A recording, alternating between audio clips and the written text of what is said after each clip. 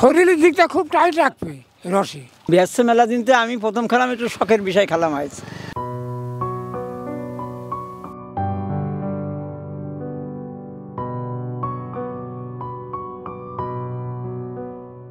রাস্তায় যেতে যেতে দেখলাম এখানে তালের রস বিক্রি হচ্ছে। এই গরমে পথচারীরা দাঁড়িয়ে তালের রস খাচ্ছে। আমরা এখন উপস্থিত আছি ঝিনাইদহ জেলার কালীগঞ্জ উপজেলার বাবরা গ্রামে।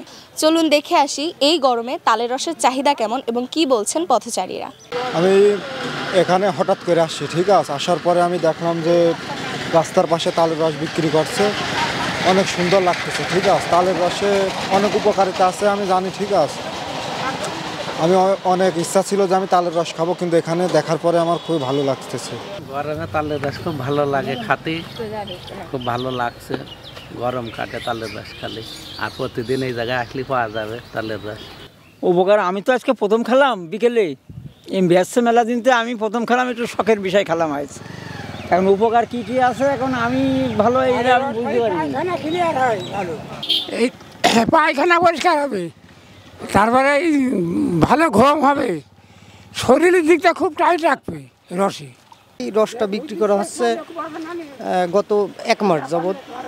এই যে দেখছেন রাস্তার পাশে প্রচণ্ড গরম পড়ছে কিছুদিন যাবৎ। এই গরমে এই পথচারীর যেই রাস্তায় লোকজন একেবারে মোড়ের পরে আবার রসটাও অনেক ভালো, কোনো ভেজাল নেই, ভেজাল মুক্ত।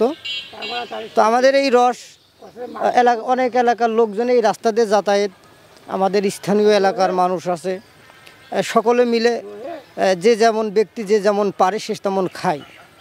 এই রসের তো অনেক উপকারিতা আছে, আপনারা জানেন। শুনেছি নাকি এই রসে গরম কেটে যায়, দেহে যদি অধিক গরম লাগে শরীরের ক্লান্তি দূর হয়, রাতে বা দিনে যে কোনো সময় খাইলে মানুষের ঘুম ভালো হয়, যাদের কোষ্ঠকাঠিন্য বা বিভিন্ন সমস্যা এইগুলো নাকি ঠিক হয়। আর এটা তো একটা প্রাচীন যুগের একটা জিনিস, এখন প্রায় বিলুপ্তির পথে। তো আমাদের এই যে গ্রামে এখন এই রস পাওয়া যায় একেবারে অরিজিনাল, কোনো ভেজাল নেই। ওই দেখেন গাছ আর এই দেখেন রস, এইখানে কোনো ভেজাল নেই।